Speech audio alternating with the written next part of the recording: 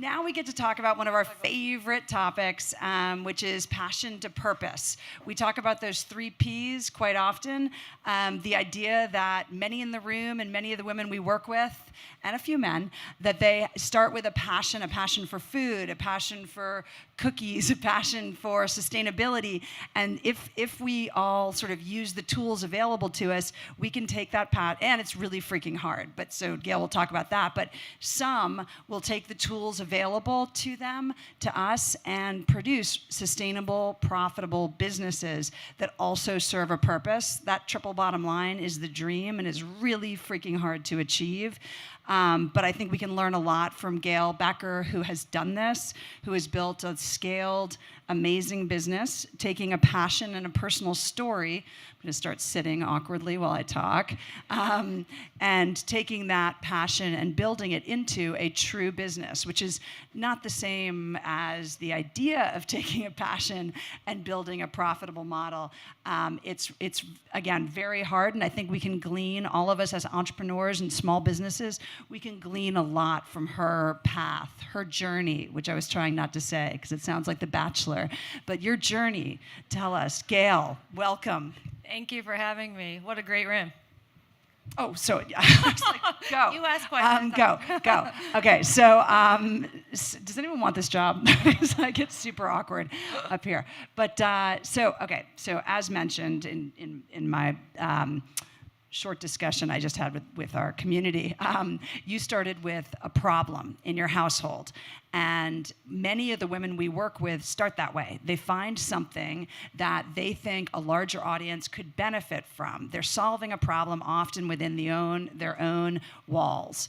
And those problems, who better than the women among us to solve those? And then interestingly, and actually data indicates that it is far more likely that a woman entrepreneur will focus on a personal problem and write it large and endeavor to produce that solution, not only for her own family or for her own personal experience, but also for the masses, for all of us. And this is true often of mothers in particular. So Gail, as a mother struggling with a personal challenge, decided to solve it not just for herself, but for the rest of the world or many others of us. So can you tell us about that personal challenge that was the inception of Caulipower? Sure. So I'm the mom of 2 boys with celiac disease. And they were diagnosed at such a young age that there was no gluten-free food in the store. So if they needed a birthday cake, I'd have to make it, including the frosting. And what I began to notice over the years was how much junk the industry was putting in gluten-free food. I see a lot of heads nodding. More fat, more sugar, more salt, more calories. And I sort of thought, well, clearly the industry will realize that this is happening, and clearly they will do something about it. So I really basically got tired of waiting. And I made cauliflower crust pizza one night, as I'm sure many of you in the room did. Raise your hand. Yes. Wow. There were 567,000 recipes on the internet. I didn't invent it by any stretch of the imagination. I picked one. Couldn't even tell you which one I picked. I made it. It was okay, not great. And my sons asked, "Are you going to make that again?" I said, "Absolutely, no freaking way." That took 90 minutes to make a pizza crust after a full day of work. So I said, "But I'll tell you what, I'll find it for you." And I looked everywhere. I looked online, I looked in stores. I couldn't find it. I went in, I quit my job, and the next day I started Cauliflower. Okay, so that's... I know. And then she was in Whole Foods, and she was massively successful and employing lots of people and speaking on the BlogHer food stage. The end. The end. No, that's not exactly probably how it went down.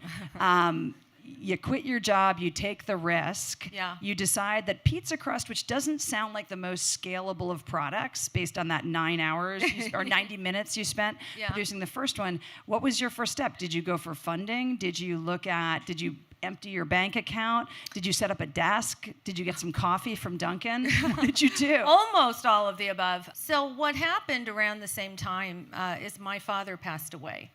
And my father was an immigrant to this country. He had a small business.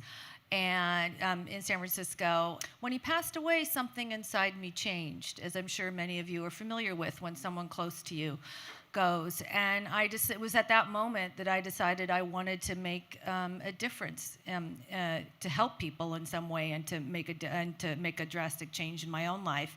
I had a good job in corporate America, and so he left me a little bit of money, not enough to retire on an island anywhere, but enough to take a risk. And so I took every last cent and I put it in the business. And I did that because I felt like the money was blessed, because I know how hard he worked for it. And I also wanted to teach my kids that it's never too late to bet on yourself. And yes, there you go. And I remember sitting them down. I made them sit at the kitchen table with me when I made the first call to start the business, because I wanted them to witness. And I never thought, let me just say, I never thought in a million years it would be what it is today. And every day is a privilege. But I wanted them to witness it firsthand. So, and that was the journey, the ride. I think blessed money is something we all want. Not just money, but the blessed kind. And I think that responsibility, accountability one feels to resources that are provided by a loved one or by, blood, sweat, and tears. That's something we don't mess around with. Yeah, and I should add, I mean, that money ran out pretty quickly. It's like a cab ride. It ran out a little quickly, so I did end up taking funding and everything else, and obviously I put a lot of my own into it. And a question I get pretty often is, at what point do you contemplate funding? Do you go for small business loan? I know there's no one answer. Yeah. Do you go for friends and family, seed round? How does that in the kind of 101 zone? Again, a lot of probably women in this room, women we've worked with at BlogHer say, okay, I've got a good business rolling. I'm making enough to live on. Do I take in some either investment from, again, A round, B round, friends and family, or venture capital in order to scale it? And I often, we talked about this, you think raising money is the success, and it's not, in my opinion. Right. It is like you are giving away a limb often. Started, my hair was straight. Yeah. Right. Like, even if you're giving that limb away to like people you love, it changes your relationship, it changes the pressure, the focus. Can you tell us about how'd you get the bank? Yeah, so everyone gets it differently. My advice would be wait as long as you can before taking at least VC money, because you want to build the business to as big as you can before you start taking on that kind of responsibility. I think friends and family is a great way. I obviously I had my dad's money and put in some of my own, and sort of cobbled it together and maxed out my cards and everything, the story that everybody else says. So that would be my advice, is to just, wait as long as possible. I do think people tend to raise too much money. I think you can, it's a fine line, because you can, in today's world, and particularly with all the expertise that you guys have, I mean, there's a lot of other ways to build businesses than the traditional ways of dumping a lot of money into certain parts of the business. So if you can create that buzz, and if I always say, I used to work in marketing, and I always say that Caulipower was really an earned brand. We spent most of our efforts on public relations and marketing, and reaching out to all of you, and word of mouth, and that's how Caulipower was built. Well, I think that's many of the women we work with, over 1,000 women content creators for whom we are generating, stable, scaled revenue streams. And plug for the She Media Partner Network right there. It's one of the best, I think, communities that I've participated in. We're trying to get better all the time. We're representing women who are content creators and enabling them to do that full time and to scale their businesses. period, end of sponsored message. But I think it's a moment when you say, I'm going to market myself. Like a lot of the women we work with are excellent at marketing themselves. Yeah. They have learned how to tell their stories.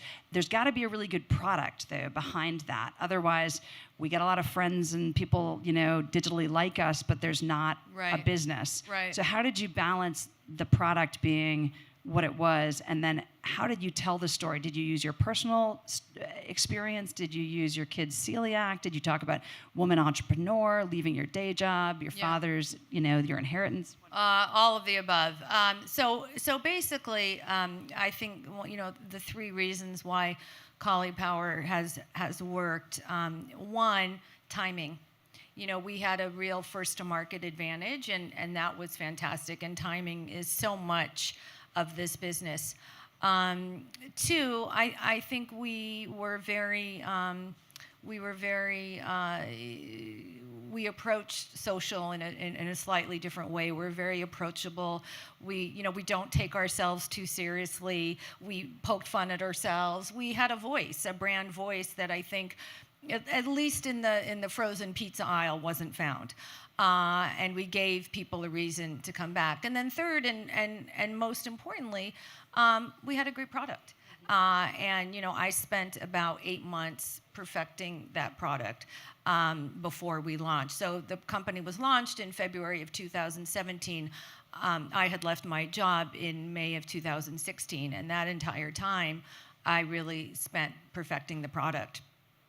So it was a nice trifecta, but the reason that brands like Caulipower are successful is because they do have a story behind them, and people will buy products because they like to know where it comes from. It's not a big corporate entity that's faceless and has no relationship. We have a relationship with our fans, and there is nothing more precious than that.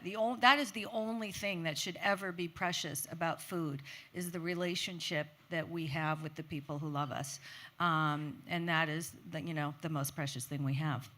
That's awesome to hear, and I think something that you can universally accept and hold on to.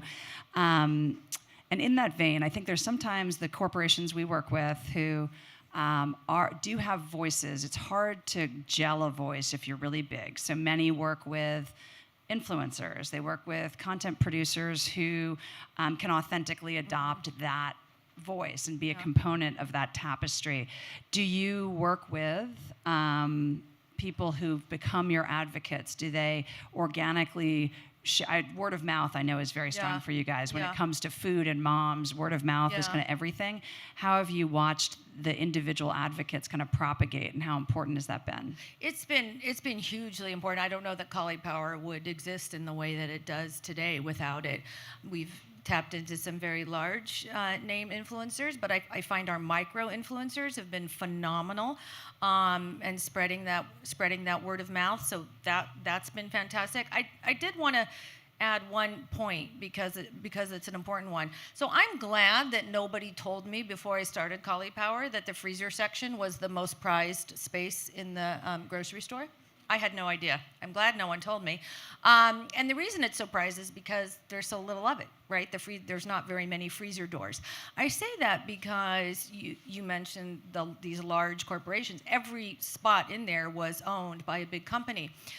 And I think when I started to have my meetings with retailers, I was very cognizant of that. And I sort of felt like I needed to be bigger than I was, right? We were very tiny, and we're even still small compared to, obviously, some of the big conglomerates. But, and then what I realized, and I think this is important for everybody to know, what I realized is there were so many people in the industry, from influencers to retailers to brokers to distributors, who actually pull for the little guy, who want the entrepreneur to win, who like the story, who were willing to help you along the way. I had no idea. And here I was sort of pretending to be like this when I realized it was really the story that had them bring us in all along. And so I offer that. So I learned and I engaged a lot of these people along the way. So I offer that to many of you who are starting businesses, because I think it's really a valuable lesson, and you should be really proud of your story and your independence. I think that's a great point, and I think we're wrapping. Tell me. What? Mic's not working. I'm keeping Gail on time because I know she has a flight to make to see her 16-year-old. My son turned 16 today. So I know you will all appreciate that. I would love to stay the day, but I'm going to make a flight after this so I can be home for dinner. You guys have all done that, right? Totally. But Gail's That's like the story. That is the story. That is the story of women entrepreneurs. And I think it's, I want to end on a final note. Q&A, Sam. We're doing gonna Q&A. have What, love? We're doing Q&A. We're doing Oh, we're going to do, can I freaking end my point? Yes. End your point. Thank you. Thank you. I was all revved up for it. So you and I, when we've talked earlier, we talked about the tribe that you've built, the women. It was amazing how quickly we found women we know in common. And I just wanted to end because BlogHer is, if nothing else, we really focus on building this community and engaging in how can we help each other, not just one way, but how do we build that sort of almost favor economy. How did you find your tribe? You know what? I find my tribe in a number of places. The funny thing about starting a business is you'll have people in your life who, you think that you have great relationships with you, and then you start a business and you never hear from them. Those people. Which is kind of weird. And then you have these people that you barely know, and they post about you all the time. I ordered it from Amazon. I opened it. I cooked it. I ate it. And it was phenomenal. People I barely knew who we remember, don't we? We remember who was there early on. It's easy to be on the Caulipower bandwagon now but these are people who, took a chance. Yeah. And I love that. And that to me was really eye-opening and quite wonderful. And the friends who used to not be so close are quite special to me now. And then I have the most amazing team.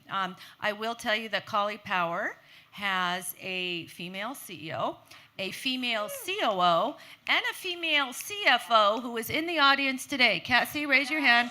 Yes. Women can do math. Thank you, Cassie, for proving that. We can do math. We know how to use a spreadsheet from time to time, manage a P&L. That's right. Well, I love having you. As we were talking, you are obviously the most perfect narrative and personality for what we stand for. Just in case it's still sounding like small, it's number one. This Gail's product is number one in the U.S. It is the number one better for you pizza in America and the number 8 frozen pizza brand in the country. Yeah, kind of badass, right? Okay, so thanks to all of you. So I think we're open for questions. If there's any nitty gritty, go there. Here we go. Hi, my name is Maya. Hi. Thank you for being here. Quick question for you. I forgot what you said before you quit your job and started this company, but at any point in your journey, did you have a moment doubting if you were qualified to be doing this? And if so, how did you overcome that? Okay, does 5 minutes ago count? Because, every day. And it's funny, I remember early on, particularly I had I left my job in May, but nobody knew what I was doing. I did it all in private. I didn't tell anyone. We launched in February, so people had no idea what I was doing. And every day I'd be driving somewhere, usually to the post office or to the bank or do some kind of Caulipower errand, and I would cry in my car every day saying, "What did you do?" And every day I went back and did the same thing, and I just kept at it. Yes, there's been 100 times, which is perfectly normal. And I still sleep with one eye open. I mean, Caulipower is, knock on wood, is doing well, but you never know. So I think that uncomfortableness is really an asset, because it's when you start to get too comfortable and too confident that, you don't fight as hard. Every day is a fight, but it's such a great fight because it's your fight. It's your battle to win. So yes, every day you will feel uncomfortable, and isn't that great? Yeah, I think own it. There was Serena Williams said on our stage, pressure is a privilege, which she had heard from Billie Jean King, and she said the fact that people expected her to fail just made her try that much harder. So maybe white male entitlement is a deficit and not a benefit. Maybe having people who expect that you might not succeed, we can see as an attribute, even if it doesn't feel that way all the time. One more Question. Hi, Mariana from Wicked Finch Farm. Had a similar journey so far where my husband's parents passed away, left us with a former dairy farm where we've been Manhattanites all our lives. So, That's fantastic. thank you. Struggling to figure out how to finance it, I launched a line of boozy preserves, cocktail-inspired preserves, based on blueberries that were growing on the property at the time. My God, that's amazing. And my question is, when did you know when to scale, and at what point, just looking what your best advice or biggest lesson learned from trying to find manufacturers, or when you knew when you had to go up higher or bigger? So my ride was a little different. So when I said I made that pizza one time, and I literally never made it again. Because I remember making it and being a little bit angry, like, who expects me to spend 90 minutes on this? So I went right to large-scale manufacturing because that was what was right for me. Everybody has a different path. I mean, I know lots of people who have big businesses now that started selling to their friends, and then at the local farmers market, and then to the local Whole Foods, and then up and on from there. But for me, I went to large-scale manufacturing right away. I did hire, so how did I find them, which is not an easy task. I hired a consultant. That's the great thing about this country. You can find anyone to help you with anything. So I hired a consultant who knew much more about it than I did, and they helped me find a manufacturer, and the rest is pizza history, I guess they say. I think we are rounding up for our next talk. Yes, we are, Jen Denton, but thank you so much, Gail. Can I say one thing? Definitely. Okay, so I'm just going to have an Oprah moment for a second. So right around the room, everyone's getting a slice of pizza. And here's the Oprah moment. Cassie and Olivia from our team, who are going to be handing out coupons for free pizzas to take at your store. You get a pizza, and you get a pizza, and you get a pizza.